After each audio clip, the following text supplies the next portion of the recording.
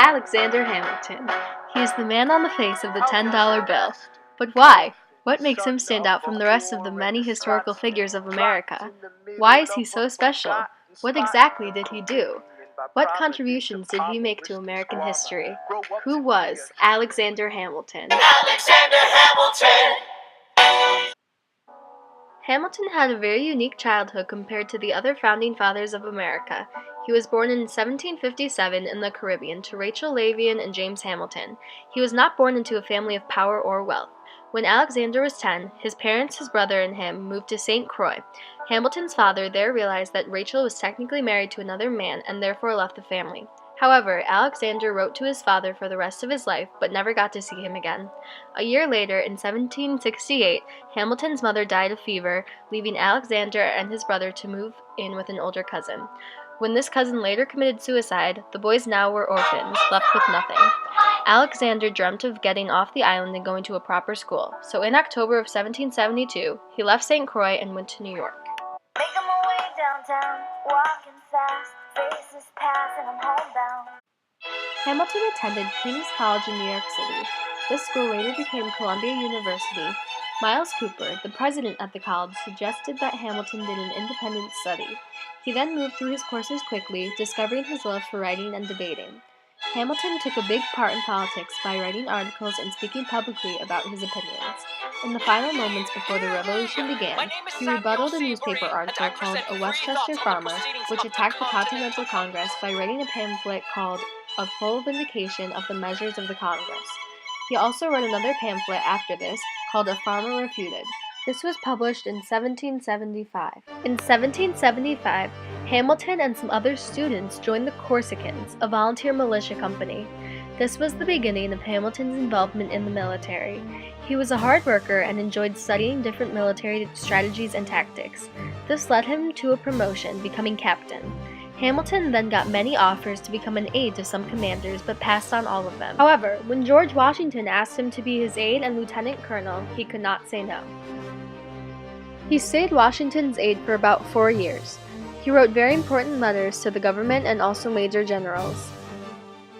Although Hamilton stayed and suffered through the cold or other harsh conditions with the troops, he never actually engaged in battle. Washington taught him a ton about being a good leader and about the skills he needed, and they also became extremely close friends.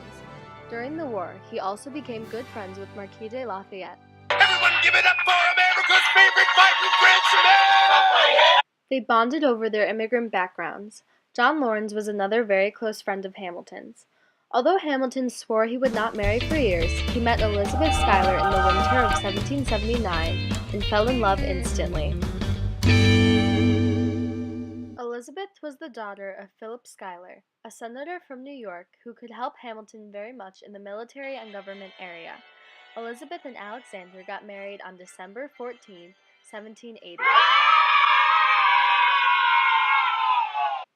After retiring from his position in the military, Alexander and Elizabeth had their first son, Philip. Over the span of the next 20 years, they would go on to having 7 more children as well.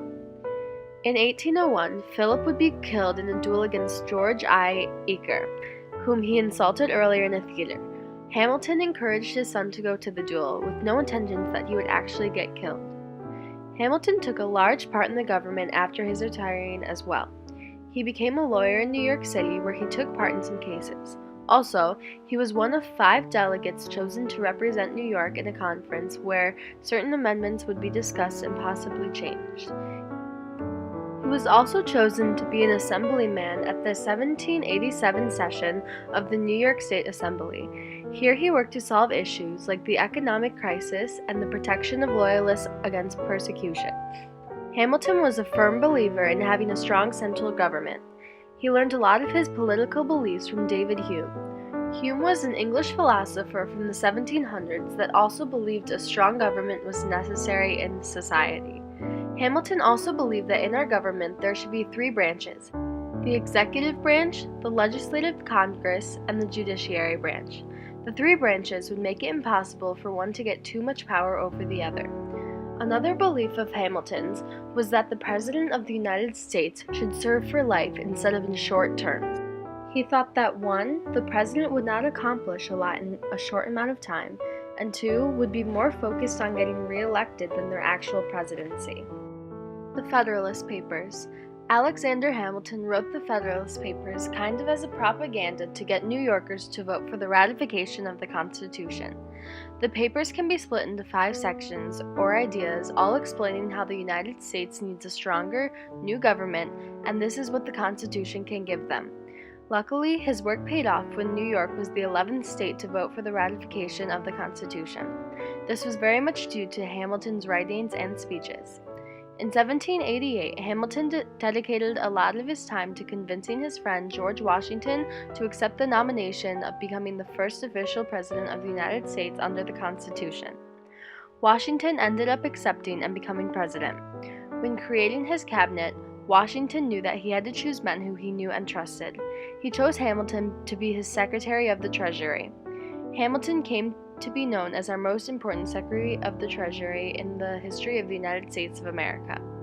Then began the feud between Hamilton and Jefferson. Jefferson claimed that Hamilton's propositions were unconstitutional and he was against many of them. From here, Hamilton and Jefferson both began to hire writers to write about the other in national newspapers. This created chaos. It caused a huge argument between the Federalists and the Anti-Federalists. Before Hamilton considered resigning, the Whiskey Rebellion came. Farmers in Philadelphia had turned to violence in 1794 when they were tired of paying the taxes due to national debt. Hamilton had convinced Washington to send troops, and therefore Washington let him be in command of the men. Hamilton and 15,000 militia troops from New Jersey, Maryland, Virginia, and Pennsylvania marched to Philadelphia. All it took was the numbers of these men to get the farmers to quit. There were no casualties needed. Shortly after this event occurred, Hamilton decided to resign from his position in 1794.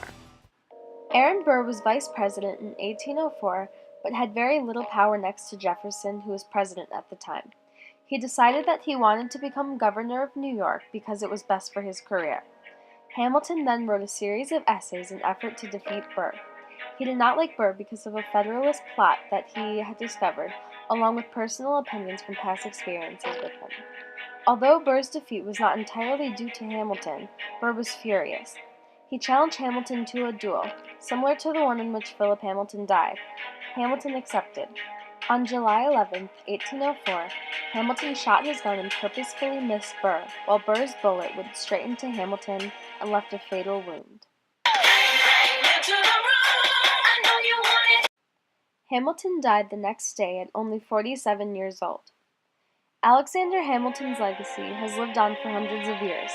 This founding father contributed so much to our country and its history. Hamilton was a genius who never stopped writing, learning, and sharing. Alexander Hamilton. Alexander Hamilton.